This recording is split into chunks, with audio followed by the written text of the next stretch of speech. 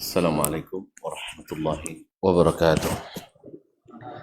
إن الحمد لله نحمده ونستعينه ونستهديه ونستغفره ونتوب إليه ونعوذ بالله من شرور أنفسنا وسيئات أعمالنا. من يهده الله فلا مضل له ومن يضلل فلا هادي له. أشهد أن لا إله إلا الله وحده لا شريك له وأشهد أن محمدا عبده ورسوله لا نبي بعده. يا أيها الذين آمنوا اتقوا الله حق تقاته ولا تموتن إلا وأنتم مسلمون.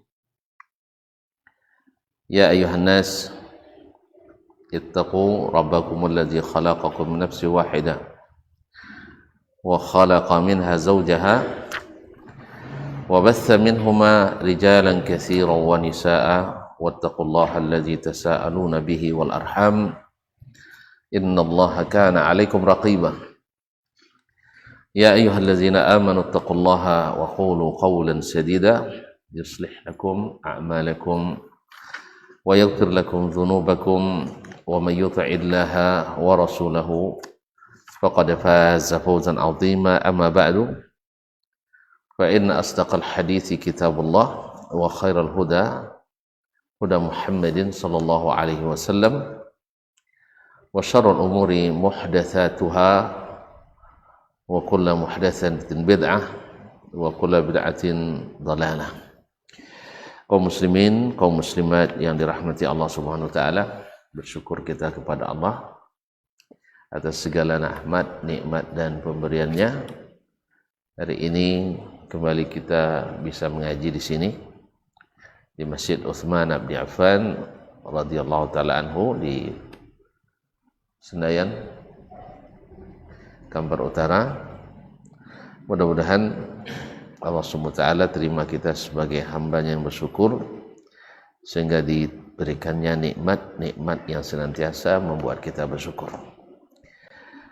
Bapak dan Ibu kaum muslimin dan muslimat yang dirahmati Allah Subhanahu wa taala, salawat dan salam kepada baginda Nabi alaihi salatu wassalam yang kita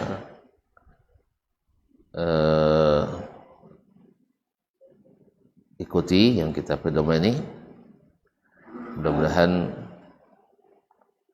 di hari akhirat nanti kita mendapatkan syafaat darinya.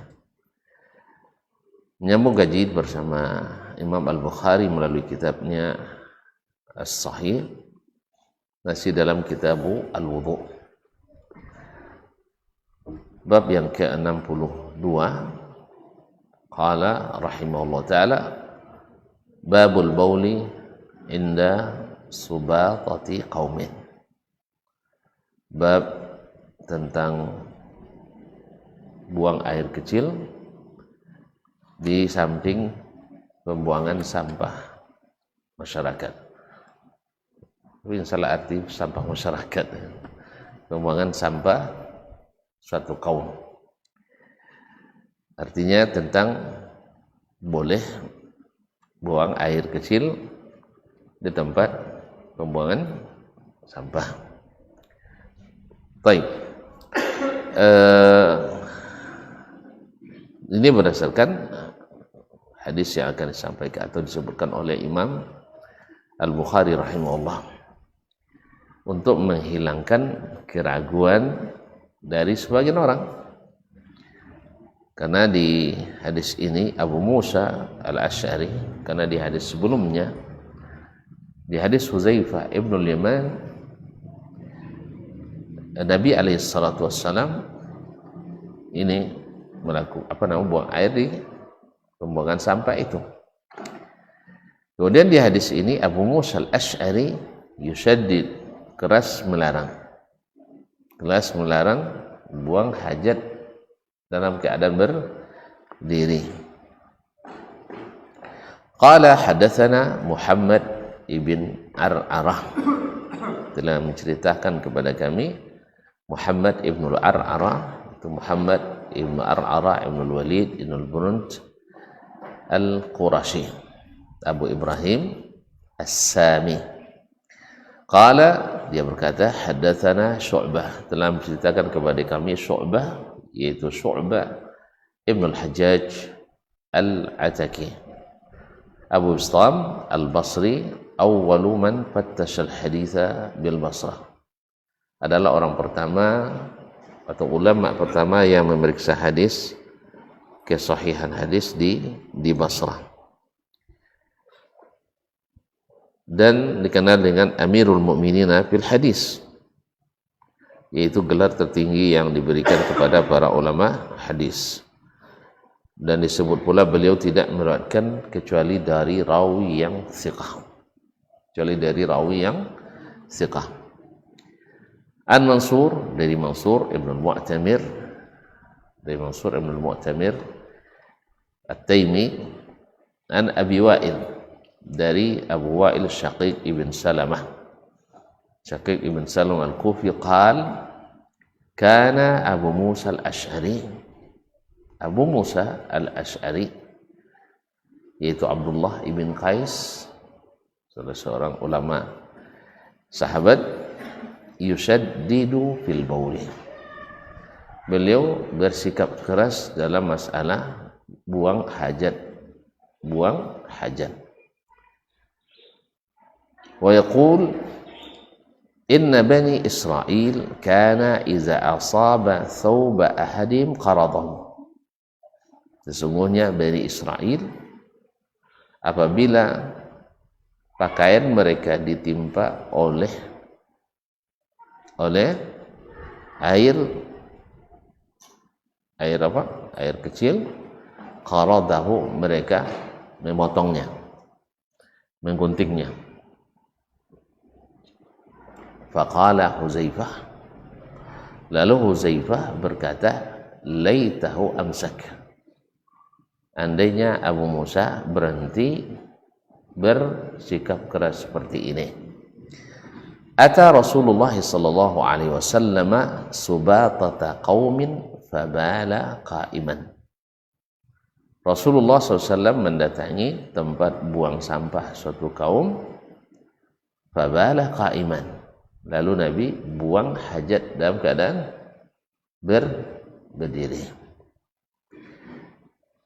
Nah, munasabah hadis dengan bab ini kalimat Nabi SAW buang hajat di pembuangan sampah masyarakat atau sampah suatu kaum. Nah, apakah masalahnya Abu Musa al-Ash'ari yushaddid fil bauli? Apa maksudnya? Ini dijelaskan dalam riwayat lain yang diriwayatkan oleh Imam Ibn al-Munzir dalam tafsirnya atau dalam kitabnya, dari jalan Abdurrahman al-Aswad dari bapaknya, annahu sami'a Abu Musa, dia mendengar Abu Musa wara'a rajulan yabulu qa'iman, dia melihat seorang laki-laki buang hajat dalam keadaan berdiri. Faqala waihak afala qa'idan, yani afala tabulu qa'idan, kenapa kamu tidak buang hajat dalam keadaan duduk?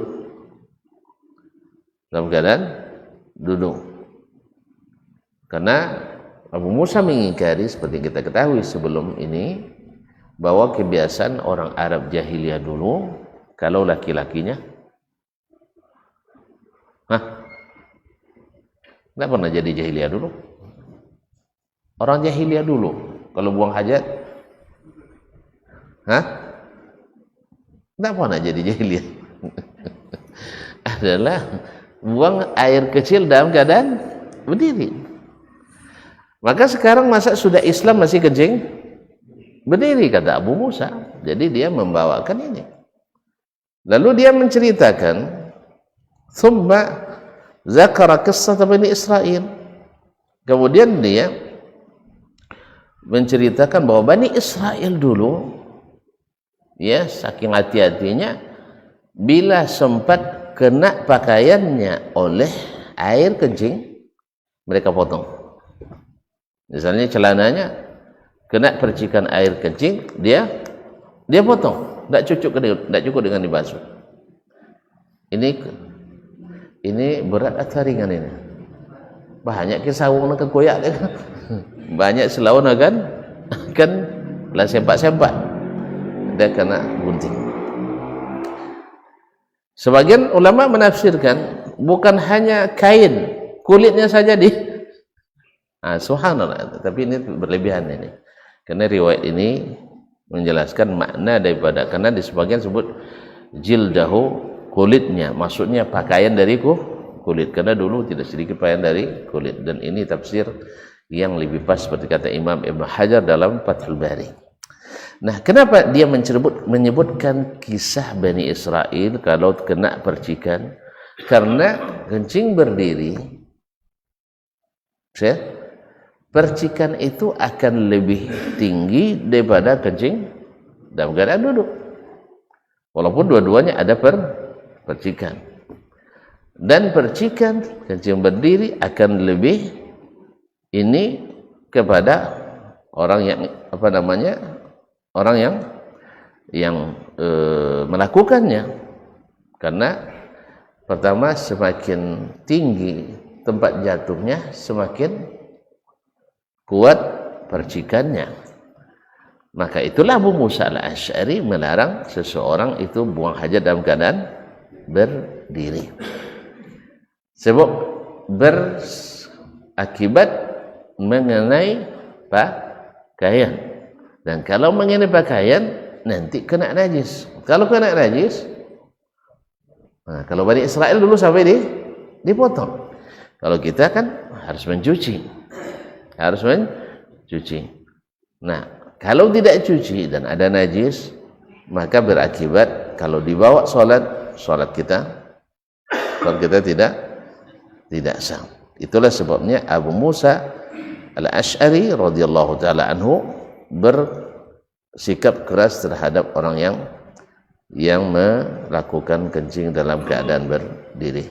Tetapi Abu Zaifah bin Yaman yang menyaksikan langsung dari Nabi sallallahu alaihi wasallam mengatakan, andainya Abu Musa tidak bersikap keras seperti itu, karena Nabi sallallahu alaihi wasallam sendiri juga melakukannya, dan kencingnya di tempat orang buang sampah.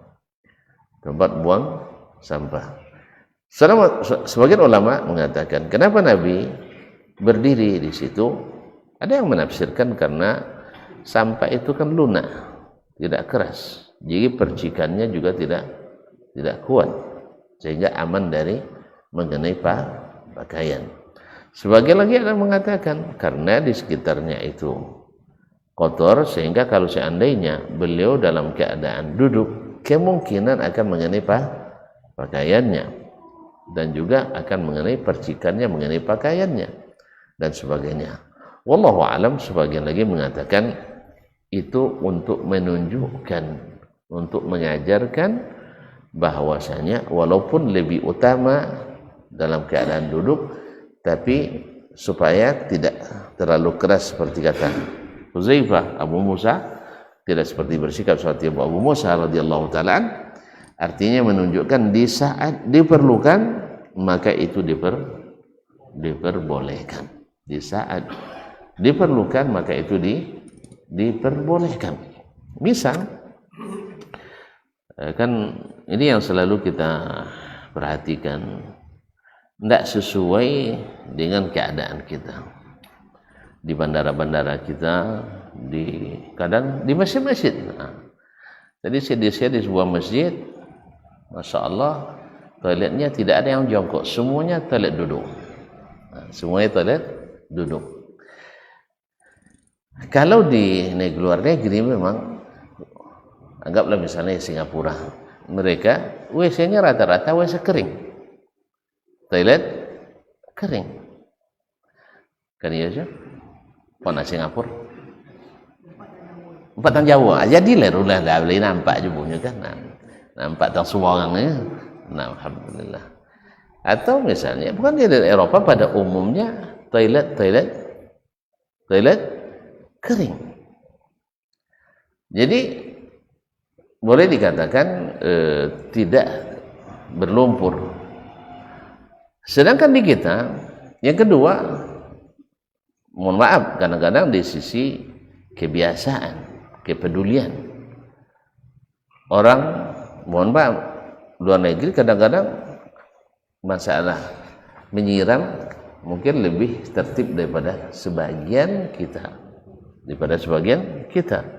Sayangnya kita adalah umat Islam. Padahal dulu kita yang mengajarkan itu kepada mereka. Ketika Islam masuk ke Spanyol dulu, itu orang barat itu belum pandai cebok, buang hajat di tepi jalan, bahkan di tengah jalan. Lalu diajarkan oleh Islam bagi mereka bersih. Akhirnya terpaksa lawak baju ke ini. Apa sebab? Umat Islam tidak menjalankan agamanya. Itu masalahnya. Umat Islam tidak pede menegakkan agamanya. Sallallahu alaihi wasallam. Nah, lalu dibuat WC duduk. WC duduk. Ada nayuk sepatu kata. Atau kalau lah nayuk sepatu kata, tolok jadi wak nayuk adalah. Duduk dia tira? Enggak. Atau mohon maaf, bekas-bekas air kencingnya. Yang kadang lakun yang lupa-lupa lah usak ginjal gitu. Nah, kuning sekali. Itu tak disiram, dibiarkan. Akhirnya tidak mungkin lah kita duduk di situ. Akhirnya apa yang terjadi? Pilihannya,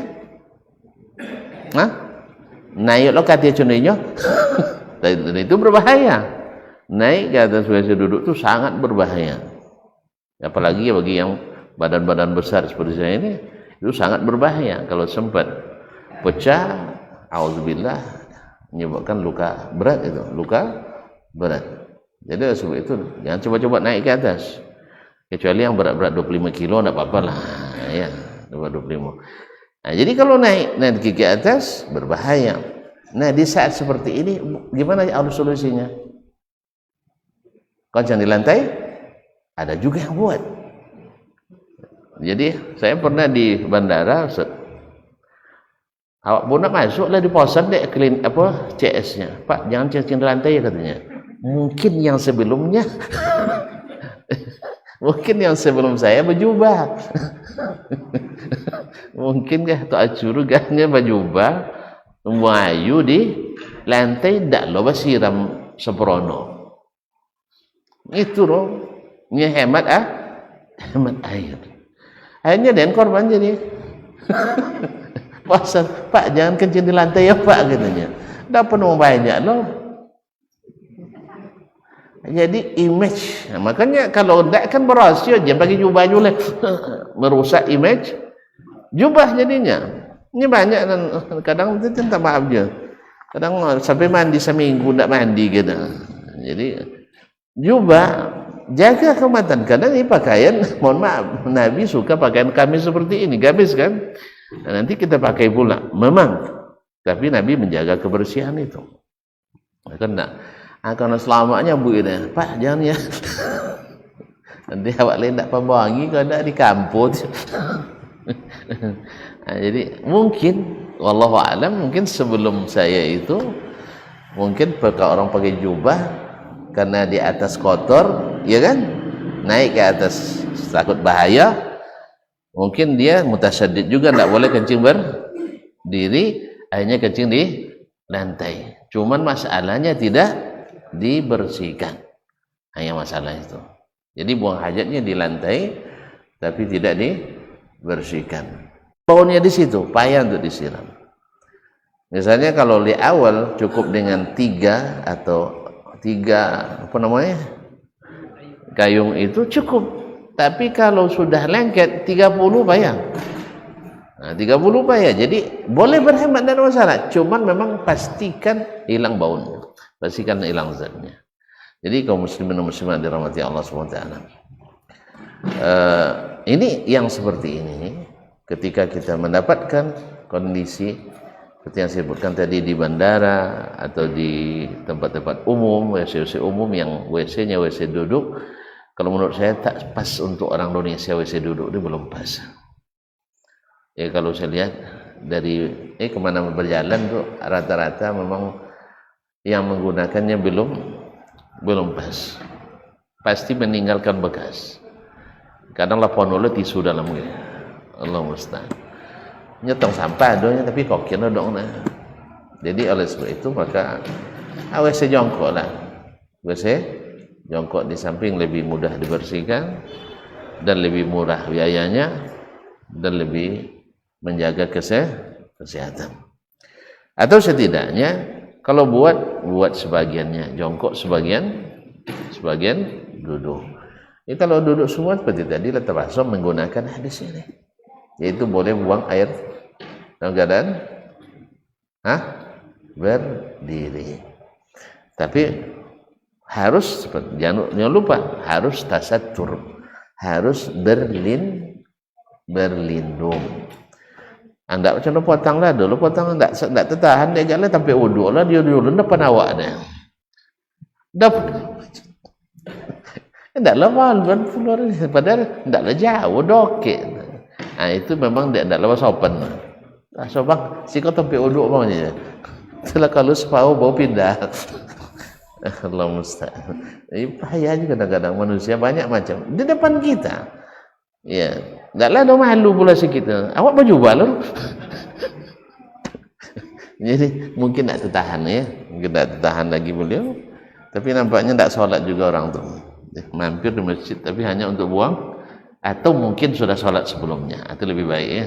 Mungkin sudah sholat sebelumnya. Ala kulli hal. Jadi Abu Musa al-Asy'ari, kenapa dia keras? Karena dia mengetahui kisah Bani Israel tadi. Mereka itu kalau sempat kena percikan dan pada umumnya karena kencing berdiri maka dipotong kainnya. Tapi Nabi kita alaihissalam tidak.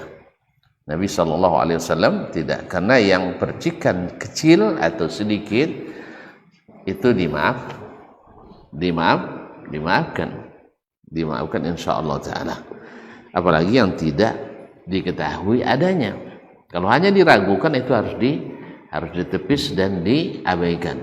Sebab kalau dibuka pintu ini maka syaitan akan mempermainkan kita. Jadi kalau tidak pasti jangan.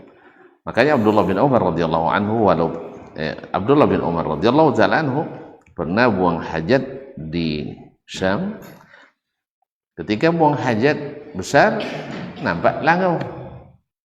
Hinggap di tempat kotoran, habis itu hinggap pula di baju kain beliau. Maka terbayang oleh beliau nak mencucinya. Tetapi ketika teringat Nabi SAW tidak menyunahkan itu, maka dia tinggalkan. Maka Nabi SAW tinggalkan. Walaupun tadi nampak. Karena hal-hal seperti ini Nabi tidak membuka pintu bagi syaitan untuk membuka pintu was-was kepada kita. Kecuali lah basuh sungguk dia buat langgur, itu lain hal. Iya kan? Lah tungguk lah situ kan dibuat langgur tu memang lah ada zatnya. Ini tidak hanya sekedar hinggap di sini, lalu hinggap di kain. Mungkin ketika dia terbang kan berjalan tu kan, mungkin sudah hilang, sudah ketika dia menggerakkan kakinya ketika terbang itu sudah bersih lagi. Makanya alasannya apa? Alasannya saya ingat Rasul saya tidak melakukan itu. Dan ini hebatnya mereka kaum muslimin. Rasul tidak melakukan itu, maka dia tidak mencucinya. Baik, kaum muslimin dan muslimat dirahmati Allah Subhanahu wa taala. Jadi di sini hadis sesuai dengan sesuai dengan judul tema babnya, dibolehkan untuk buang hajat dalam keadaan berdiri. Jadi berbeda alasan ulama melakukan kenapa Nabi melakukan, tapi yang wallahu alam yang paling bagus adalah bahwa Nabi SAW melakukan untuk menunjukkan bolehnya. Walaupun umumnya keadaan Nabi adalah kencing dalam keadaan duduk, seperti kata Aisyah radhiyallahu anha. Bahkan Aisyah mengatakan, man akhbarakum bi anna an-nabiy sallallahu alaihi wasallam kana yabulu qa'iman fala tusaddiqu Kalau ada yang bilang Nabi itu kencing berdiri, jangan kalian benarkan. Sebab apa? Image kencing berdiri adalah jahiliyah. Nah, bayangkan. Dan Aisyah tentu mengabarkan yang dia lihat. Berarti selama di rumahnya Nabi tak pernah kencing berdiri di hadapan keluarganya. Berarti Nabi selalu kencingnya duduk. Nah, di luar kenapa? Karena hajat jadi, dan supaya ketika orang dalam kondisi tertentu dan butuh, maka dibolehkan. Kemudian para ahli menyebutkan, ahli kesehatan menyebutkan bahwa buang hajat dalam keadaan duduk itu lebih sehat, yaitu dengan kondisi kaki lutut kanan itu diluruskan ke atas, kemudian kedudukan kita di atas tumit sebelah kiri. Itu posisi yang terbaik supaya kandung kemih itu tertekan dan hajatnya sempurna keluar. Ya, kalau misalnya belum nyaman juga boleh diganti. Kadang-kadang kan perlu lama, capek pula, boleh diganti. Tapi yang umumnya adalah duduk atau bertelekan kepada tumit sebelah kiri sambil lutut kanan ditungkatkan atau diluruskan ke atas. Nah, ini sunnah Nabi alaihi salatu wassalam dalam kencing dalam keadaan duduk. Wallahu taala alam. Kemudian Aisyah juga mengatakan,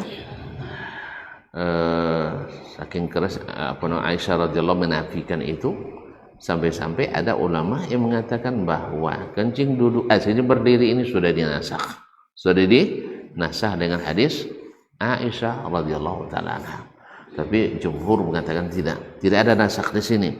Sebab apa? Hadis Aisyah menunjukkan apa yang dia lihat. Hadis Huzaifah Ibnu Yaman dan hadis Mughirah ibn Syu'bah, walaupun tidak Sahih Bukhari, tapi tidak suara Bukhari, mereka menunjukkan rahmatullah bahwa Nabi melakukan. Jadi antara Nabi melakukan dengan Nabi tidak melakukan di rumah karena tidak ada sebab, tidak bertentangan, maka tidak ada nasakh di sini. Karena Aisyah mengatakan, ma balan Nabi SAW qa'iman mundu unzila alaihi al-Quran. Nabi tak pernah buang air kecil berdiri sejak turun kepadanya Al-Quran. Ini kata Aisyah, dia melihat apa? Dia mengabarkan apa yang dia lihat. Tetapi ternyata sahabat Nabi yang lain melihatnya Nabi SAW melakukannya dalam keadaan berdiri. Maka walhasil wallahu ta'ala alam, tidak ada nasakh di sini. Dan di antara yang menunjukkan tidak ada nasakh juga karena hal ini sabit dilakukan oleh Umar bin Khattab, oleh Ali bin Abi Thalib, kemudian Zaid bin Thabit, dan selain mereka bahwa mereka pernah kencing dalam keadaan berdiri. Jadi tidak termasuk yang dilarang. Wallahu taala wa alam. Jadi ini menunjukkan bolehnya, tentu saja dengan syarat aman dari percikan. Kalau aman dari percikan, kita tahu tuh percikan ada atau tidak ketika kaki kita dalam kondisi kering, kemudian buang hajat, terasa percikan itu akan terasa dan juga akan nampak. Nah, jadi kalau seandainya kena, maka harus dibasuh. Kaum muslimin, kaum muslimat dirahmati Allah Subhanahu wa taala. Kemudian Imam Al-Bukhari melanjutkan dengan bab setelahnya, babu ghaslid dam. Bab tentang wajib membasuh darah. Bab tentang hukum membasuh darah, yakni wajibnya membasuh darah. Karena darah itu, walaupun khilaf di antara ulama, ada yang mengatakan darah itu najis, ada yang mengatakan tidak najis. Yang mengatakan najis, darah yang keluar itu karena Allah mengharamkan memakannya. Allah mengharamkan memakannya. Kalau diharam makan berarti zatnya tidak tidak suci. Yang mengatakan tidak najis karena berdasarkan dalil lagi bahwa ada sahabat yang terluka sedang sholat tapi dia tetap melanjutkan sholatnya dalam keadaan darah keluar. Andainya najis, dia pasti menghentikan sholatnya karena sholat dalam keadaan bernajis tidak dibolehkan untuk dilanjutkan. Andainya tuan-tuan, misalnya dalam keadaan sholat tiba-tiba keluar dari depan atau dari belakang, tahu sholat? Tahu sholat? Hah? Ulang dia. Ketika sedang sholat tiba-tiba keluar dari depan atau dari belakang, boleh melanjutkan sholat? Hah? Tidak boleh, karena dia najis. Karena dia najis dan sekaligus hadas. Sekaligus hadas. Oke lah Ustaz, misalnya kan dia hadas, wudhu habis itu, tapi tak dibersihkan tempatnya, boleh tak? Nah berarti najis. Bukan hanya sekedar, bukan sekedar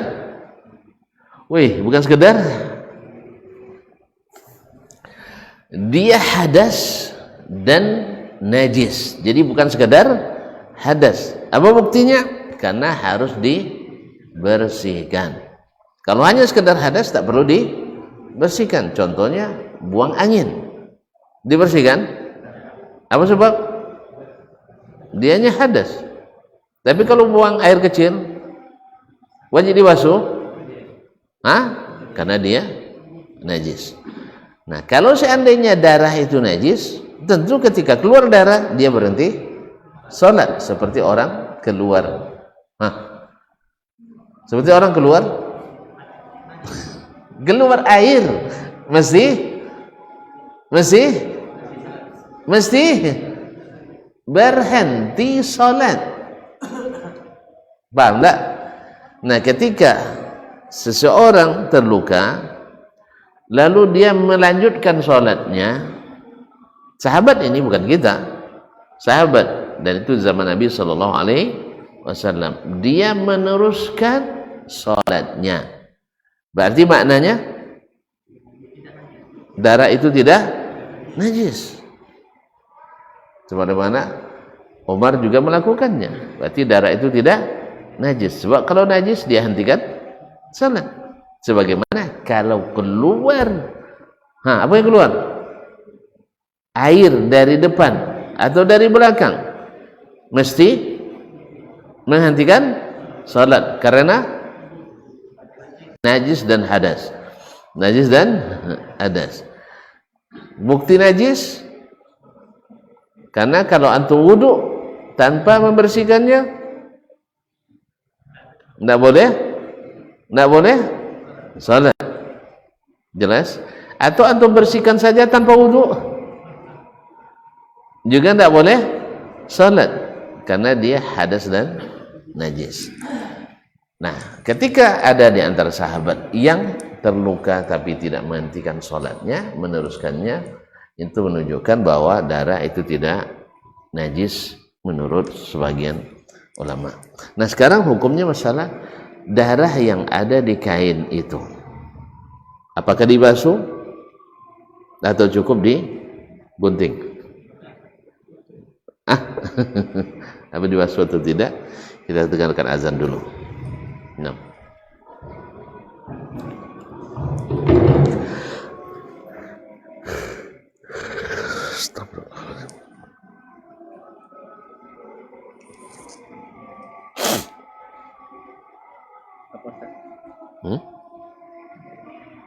pakai mana lalu?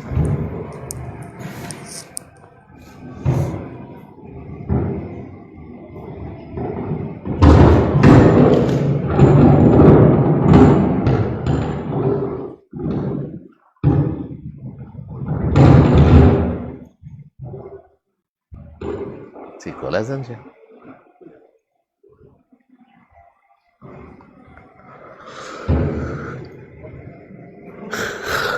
Ya Allah.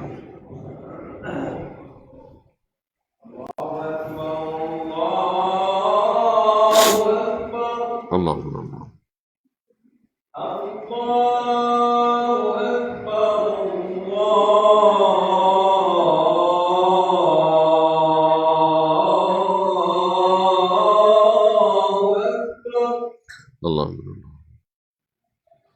Asyhadu an la ilaha illallah. Asyhadu an la ilaha.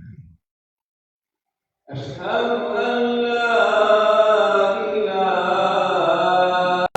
illallah.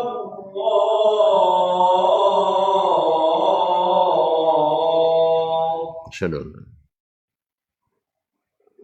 Asyhadu anna Muhammadar Rasulullah.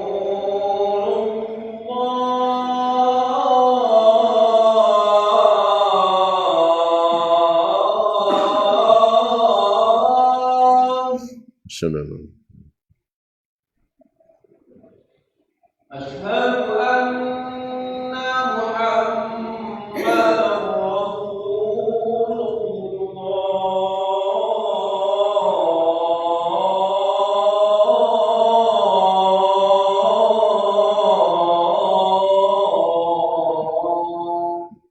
Asyhadu an la.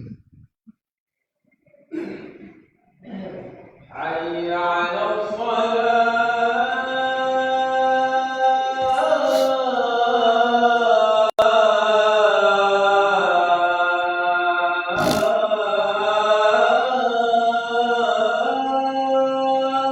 Ya Allah. Hayya 'ala shalah.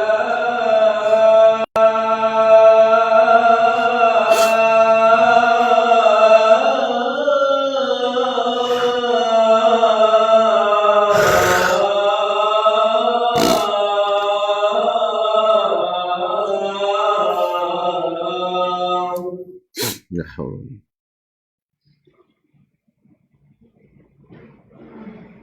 Hayya 'alal falah.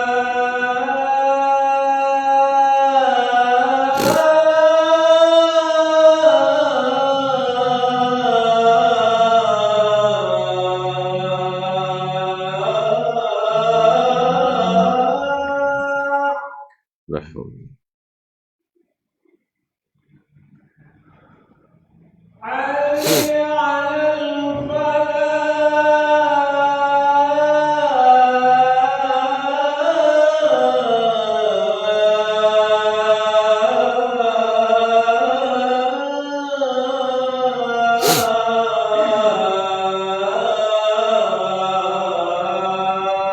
La haula. Allahu Akbar, Allahu Akbar. Allah. La ilaha illallah.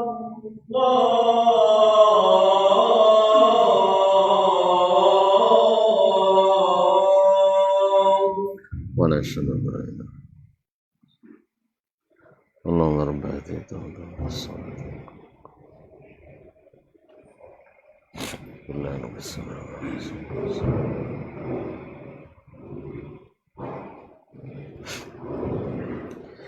Baik, dalam bab ini Imam Al-Bukhari rahimahullah menyebutkan satu hadis. Qala hadatsana Muhammad ibnul Musanna, telah menceritakan kepada kami Muhammad, hadis yang pertama Muhammad ibnul Musanna radhiyallahu Muhammad ibnul Musanna al-mulaqab biz-Zamin Abu Musa al-Basri. Naam. قال حدثنا يحيى يعني يحيى ابن سعيد القطان عن هشام dari Hisham يعني هشام ابن أروة ابن زبير بن العوام الأسدي قال حدثتني فاطمة, telah menceritakan kepadaku Fatimah, yaitu istrinya sendiri Fatimah bintul Munzir ibnu Zubair ibn al-Awwam al-Asadi, anak pamannya, nikah sama anak pamannya. An Asma, dari Asma. Asma ini adalah nenek mereka berdua. Jadi nenek Fatimah dan nenek Hisham. Nenek Hisham. Dan istrinya lebih tua dari dia. Istrinya lebih tua dari dia dan seorang ulama pula. Qalat, dia berkata, ja'at imra'atun nabiy sallallahu alaihi wasallam, ja'at imra'atun nabiy sallallahu alaihi wasallam, datang seorang wanita kepada Nabi sallallahu alaihi wasallam. Faqalat, lalu dia berkata, ara'aita ihdana tahidu fi thawbi kaifa tasna? Ya Rasulullah, bagaimana menurutmu seorang dari kami wanita ini haid sampai mengenai pakaiannya? Jadi haid dan darah itu merembes sampai ke pakaiannya. Ya, karena wanita kadang-kadang haidnya ada yang banyak darahnya, ada yang sedikit. Lalu yang banyak kadang-kadang tidak tertampung oleh apa istilahnya, pembalut ya. Kalau dulu pakai kain atau pakai kapas, sekarang sudah banyak sekali produk-produk yang digunakan. Nah, kadang-kadang kena juga pakaiannya. Kaifa tasna? Lalu apa yang dia buat, lakukan terhadap kain yang kena tadi oleh darah? Qala, Nabi katakan, tahuttuhu thumma taqrusuhu bil ma wa tandahu wa tusalli fihi. Kata Nabi alaihi salatu wassalam, dia apa? Tahuttuhu, yani tahukkuhu, dia istilahnya dia kikis dengan kukunya atau dengan apa saja, atau kalau pakai brus juga tidak apa-apa. Kemudian thumma taqrusuhu bil ma, kemudian dia kocek dengan air. Dia apa namanya nih? Aja nih kapan mau? Hah? Tidak burus dan aja nih kau. Dia lelamu tidak nyosah tuan-tuan macam. Kocek itu kan? Tidak mau sawak lah. Hah? Tak sawak dulu. Tak pernah nyosah balik. Ini kami dulu pakai babektun burus sudah. Nah, babektun enggak pernah. Dan pun kodok dulu lalu punya. Nah, sudah itu bompen ke batu napal dong. Atau bompen ke apa namanya lupa lah mau sodong. Nyalah pakai mesin sodor ya. Nah, ke papan. Ya dono mau papan nu. Aben papan tapi apa sono mau? Papan bos. Malah banyak bakso nih hilang, Pak. Nah, jadi dikucek dengan air, wa tandahu, kemudian dia bilas. Dia bilas dengan air juga, bilas tentu dengan air. Jadi prosesnya dikikis, kemudian dikucek dengan tangan pakai air, kemudian dibilas lagi dengan air sampai hilang zatnya, Jadi dan baunya serta warnanya. Kalau dulu kan tidak ada sabun orang tuh ya, jadi pakai seperti itu, hanya dengan air, kadang dibantu dengan pakai tanah atau pakai daun-daunan dan lainnya. Sekarang alhamdulillah semuanya ada, sampai pemutih, sampai tekulokak lagi dia kan warnanya, Allah musta'an. Alhamdulillah. Jadi itu yang dilakukan. Nah, kalau demikian, thumma yusalli atau thumma wa tusalli fihi. Kemudian setelah itu dia memakainya salat. Selalu Nabi mengaitkan dengan salat. Makanya kaum muslimin dan muslimat, mereka pun bertanya tentu karena berkaitan dengan salat. Makanya kehidupan sahabat as-salaf selalu urusannya dihubungkan dengan salat. Masalah galau bawa wudu salat, berdosa wudu salat. Ya saya nak minta kena musibah bawa salat. Basta'inu bis sabri wassalah. Apa lagi? Nak cari ketenangan, bawa salat. Jadi memang kalau seperti mereka kita tidak perlu lagi hiburan yang diharamkan itu. Tapi karena salatnya tidak bisa mengobati hatinya, karena tidak dinikmati, sehingga akhirnya selawat pun pakai hiburan. Nah, itu kalau ngaji yang sudah itu disawik masalah itu bongi kosan. Ya, memang ya. Kalau ditogang salat tidak bongi lah. Kalau togang belagu bongi. Karenanya lebih senang lagu daripada salat. Allahumma musta'an. Kaum muslimin kaum muslimat yang dirahmati Allah SWT. Jadi hadis ini mengandung hukum bahwasanya seorang wanita yang bila pakaiannya kena oleh darah haidnya, begini cara membersihkannya kalau dia ingin memakainya untuk sholat. Tapi kalau untuk memakai bukan untuk sholat, nak buka dapur, tidak masalah, ya kan? Untuk buka ke dapur, tidak masalah dah. Nah, tapi kalau sudah mau dibawa sholat, maka harus bersih dari, berarti dianggaplah najis. Wallahu ta'ala alam.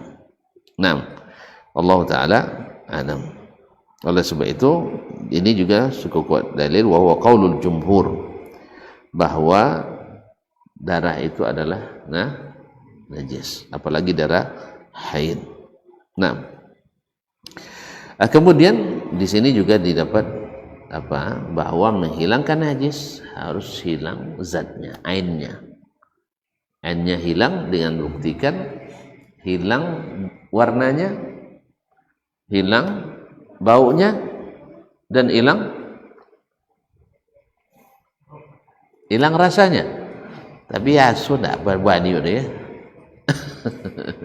Kan tak kebakinya melarang mesinnya dah.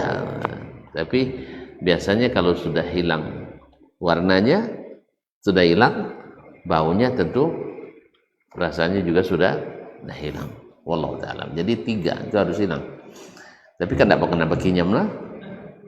Apa nak bakinyam lah? Paling dibau atau dilihat. Dan bisa bila sudah demikian maka hilang. Nah, ini juga menjadi bukti bahwa najis itu tidak bisa dihilangkan atau harus dihilangkan dengan air, tidak bisa dengan yang lain, cairan yang lain. Misalnya, sebab kalau Abu Hanifah dan yang sepakat dengannya, asal benda cair boleh digunakan untuk menghilangkan najis. Apa contohnya?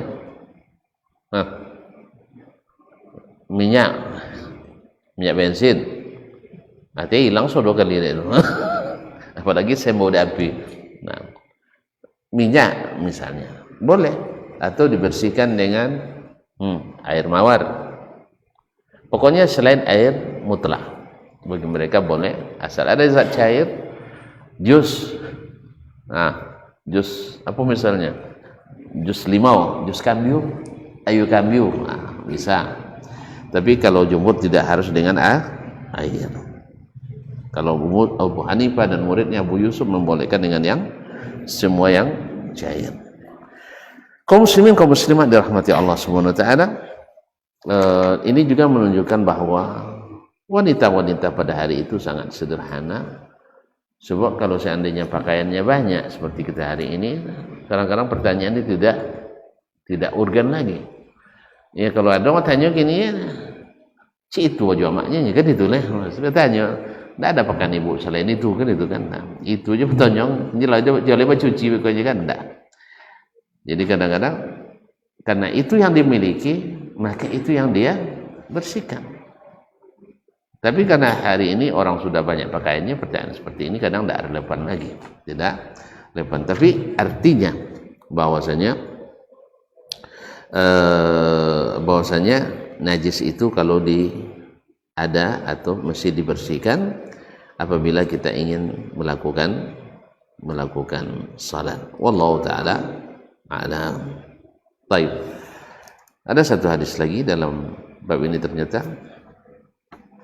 Kita lanjutkanlah pada kesempatan yang akan datang insyaallah taala. Wabillahi taufik wal hidayah wallahu taala alam.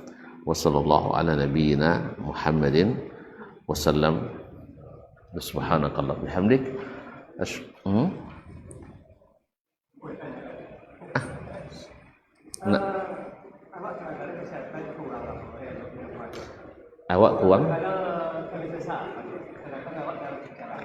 Ses-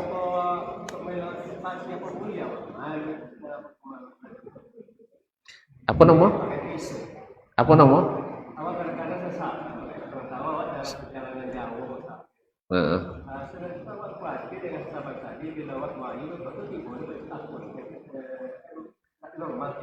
Iya.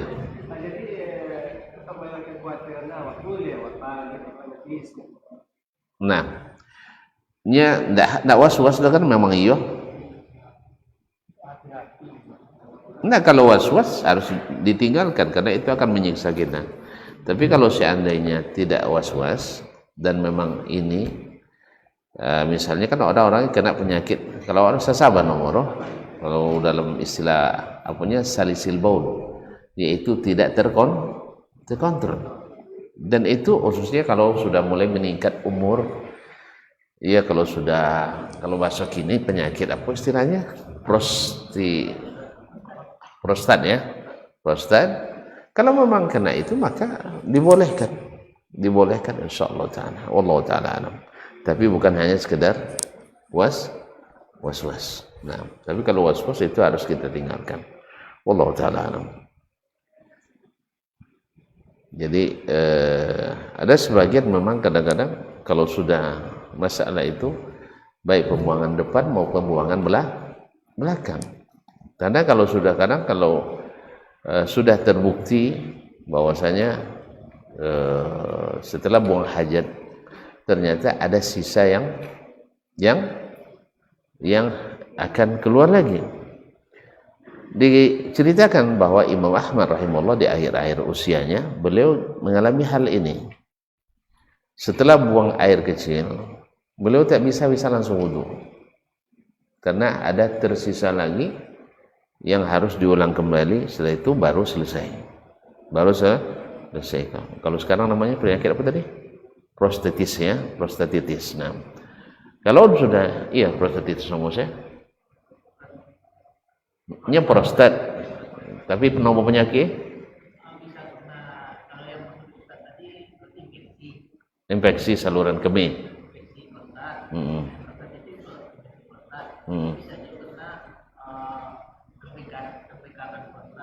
Pembekakan mengarah ke kanker. Jadi kalau seandainya kalau memang itu kejadiannya, mungkin seseorang melakukan hal yang seperti yang ditanyakan dalam tadi. Mungkin sementara dengan antisipasi dengan sesuatu sekarang tisu misalnya atau selainnya. Wallahu taala. Hah? Enggak sholatnya. Enggak. Kan nanti kan kadang keluar. Nah, kalau setelah keluar tuh dibersihkan lagi, setelah itu enggak keluar nih. Kan enggak selalu. Beda dengan salisul baul, enggak ada kontrolnya nah. Enggak ada kontrolnya. Nah, yang seperti ini maka dia membasuh kemaluannya, kemudian membasuh kainnya kalau kena pakaiannya. Nah, setelah itu dia sholat. Kalau keluar dalam sholat maka dia teruskan mungkin agar lebih aman, biar tidak merembes juga ke tempat kita sholat sehingga orang lain kena, maka digunakan pampers boleh juga. Nah, misalnya pampers, sekarang kan sudah ada pampers untuk orang dewasa yang seperti ini boleh, karena tidak bisa terkontrol lagi.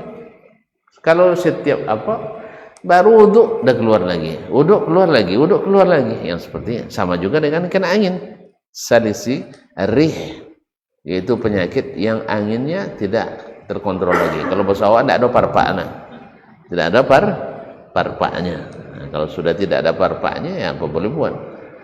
Sampai 30 kali lo wudhu ada nyelang salat, tidak mungkin. Jelas? Nah, kalau kondisi seperti ini, tidak tisu aja orang bisa pakai pampers. Wallahu ta'ala alam. Tapi sekali lagi bukan was-was. Wallahu ta'ala alam. Baik, terima kasih. Dan mohon maaf. Wabillahi taufiq wal hidayah. Subhanakallah bihamdik. Asyhadu an la ilaha illa anta astaghfiruka wa atubu ilaik. Wassalamualaikum warahmatullahi wabarakatuh.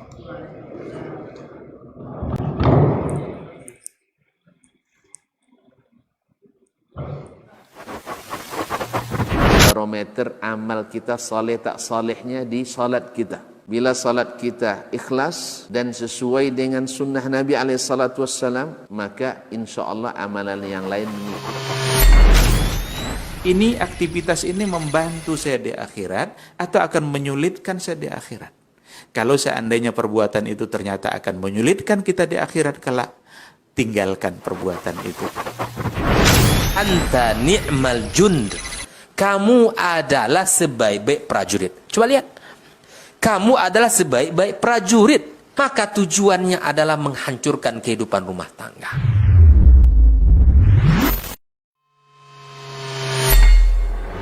Di para sahabat itu, kaum muslimin, yang terbayang bagi mereka itu adalah infak. Yang terbayang bagi mereka adalah sebuah kebahagiaan, keselamatan di akhirat yang kekal dan abadi di sisi Allah Tabaraka wa Ta'ala. Semua kita boleh klaim sekarang. Kamu cinta Nabi? Cinta Ustaz. Cinta Nabi? Cinta Ustaz. Termasuk saya. Cinta Nabi? Cinta. Kapan tahunya? Besok di akhirat. Maka apa kata Nabi sallallahu alaihi wasallam? Amalur rajuli biyadihi. Penghasilan yang terbaik adalah pekerjaan yang dilakukan oleh seseorang dengan tangannya sendiri. Wa kullu bai'in mabrur. Dan setiap jual beli yang mabrur. Ini aktivitas ini membantu saya di akhirat atau akan menyulitkan saya di akhirat? Kalau seandainya perbuatan itu ternyata akan menyulitkan kita di akhirat kelak, tinggalkan perbuatan itu.